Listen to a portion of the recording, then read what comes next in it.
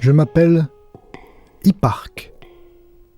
J'ai vécu au IIe siècle avant Jésus-Christ et, sans modestie de ma part, je dois vous dire que je suis le fondateur de la géographie et de l'astronomie.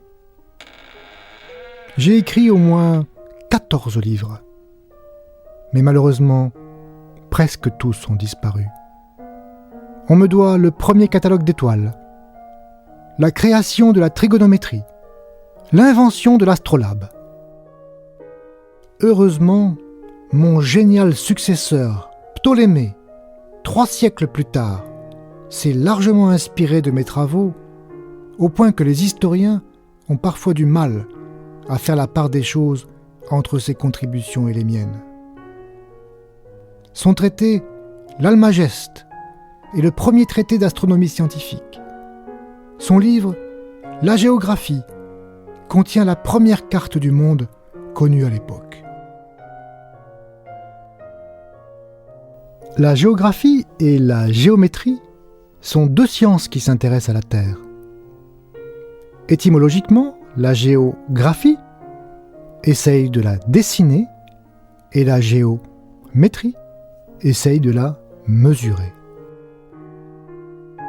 La Terre a presque la forme d'une sphère. Nous allons négliger le fait qu'elle est légèrement aplatie au pôle et considérer sa surface comme une sphère parfaite. Rappelez-vous que, dans une sphère, tous les points sont à la même distance du centre. La flèche que vous voyez, qui part du centre et va jusqu'à un point mobile sur la sphère, a une longueur constante.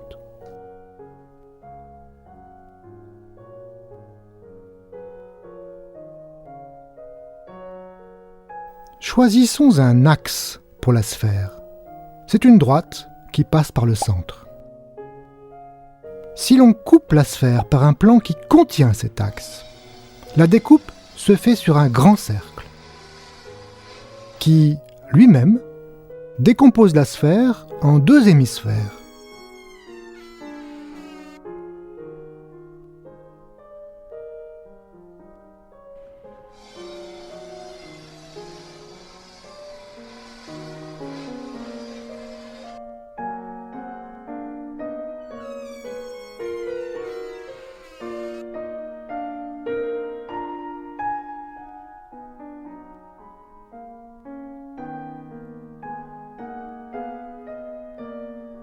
Si l'on tranche maintenant la sphère en utilisant une sorte de guillotine qui glisse le long de l'axe, on dessine des méridiens. Ce sont des demi-cercles dont les extrémités sont situées au pôle nord et au pôle sud.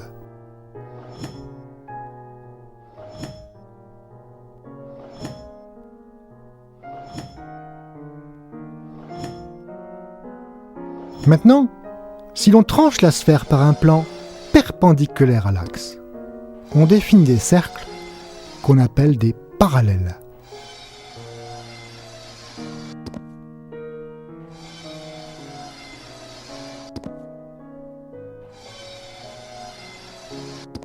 Ainsi, la sphère est recouverte par 2 réseaux de courbes, les méridiens et les parallèles.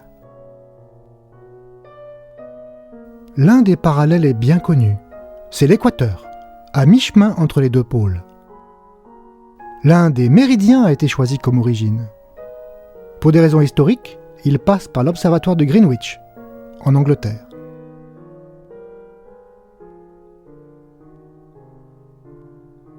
Pour décrire la position d'un point sur la Terre, on peut se placer à l'intersection de l'équateur et du méridien de Greenwich et suivre l'équateur pendant une certaine distance, mesurée par un angle, représenté ici en rouge, la longitude.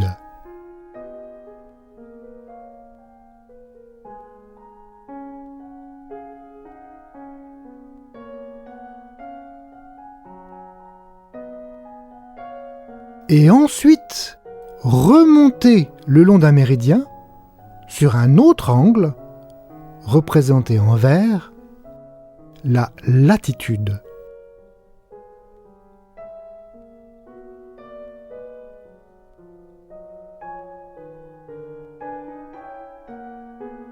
Jusqu'à atteindre la destination souhaitée. Chaque lieu sur la Terre est donc parfaitement déterminé par la donnée de deux nombres, sa longitude et sa latitude. Puisqu'il faut deux nombres pour décrire un lieu sur la Terre, on dit que la sphère est de dimension 2. Et les mathématiciens l'appellent souvent S2.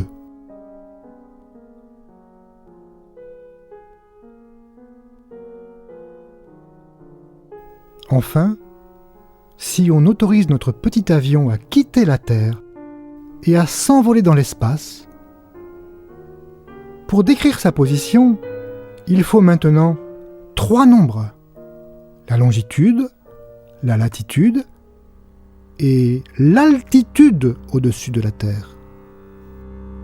Puisqu'il faut 3 nombres pour se repérer dans l'espace, on dit que l'espace est de dimension 3.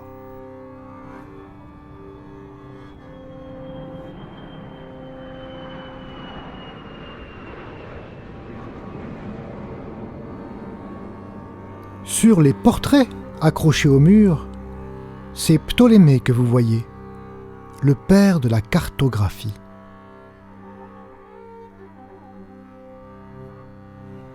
Comment dessiner la Terre ?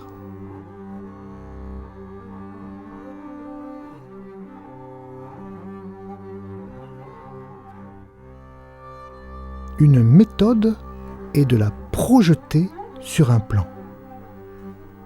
Choisissons une ville sur la Terre, par exemple Dakar. On peut tracer la droite qui passe par le pôle Nord et par cette ville. Cette droite va couper le plan de la table en un autre point qu'on appelle sa projection. Ainsi, chaque lieu sur la Terre peut être projeté sur le plan de la table. Plus notre ville est proche du pôle Nord, plus elle se retrouve envoyée loin dans le plan. Elle peut même sortir de la table. C'est pour cela que l'on dit que le pôle Nord n'a pas de projection, ou plutôt que sa projection est à l'infini.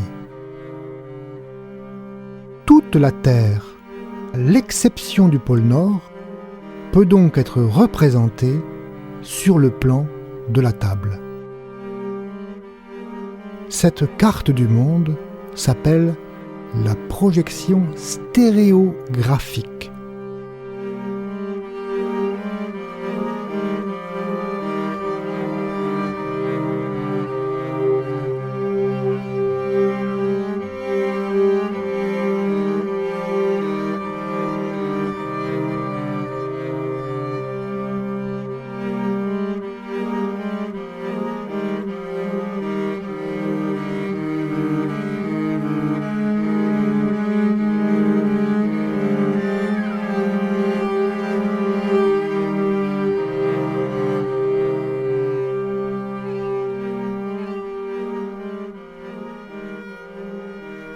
Bien sûr, cette projection ne conserve pas les grandeurs.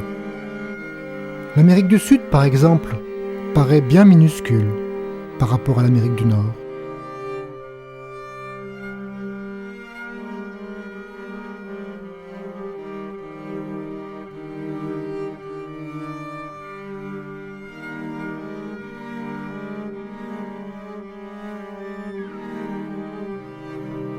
Pour bien comprendre la projection, nous allons faire rouler la Terre comme une balle et projeter toujours à partir du point le plus haut. Dans la danse des continents, chacun devient tour à tour grand, puis petit. Mais si on y regarde de plus près, on voit que la forme est respectée, même si les longueurs ne le sont pas. On dit pour cela que la projection stéréographique est conforme. Que deviennent les méridiens et les parallèles dans la projection ? Quand on projette à partir du pôle nord, les méridiens deviennent des rayons issus du pôle sud et les parallèles deviennent des cercles concentriques.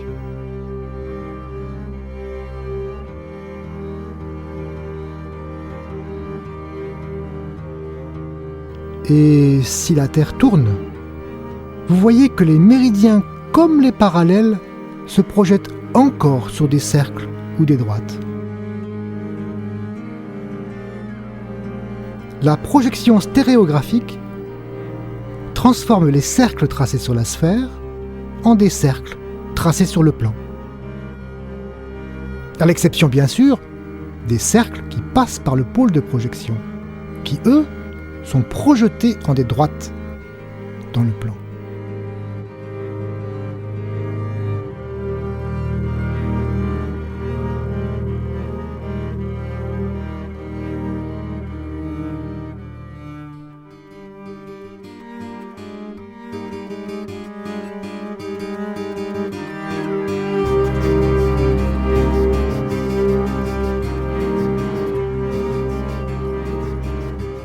Nous allons observer le même mouvement vu par en dessous.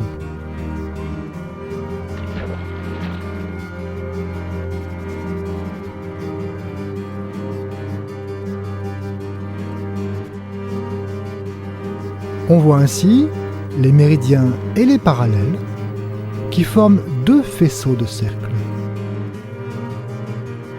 Les points où convergent tous les méridiens sont bien sûr le pôle nord et le pôle sud.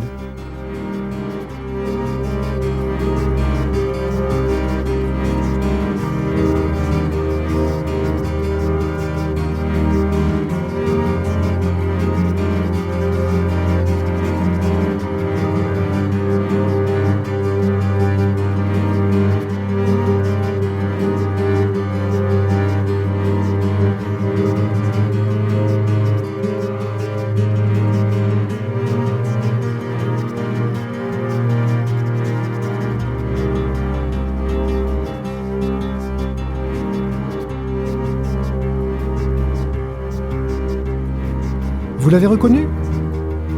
On voit ici le méridien de Greenwich, où s'achève la première étape de notre voyage vers la 4e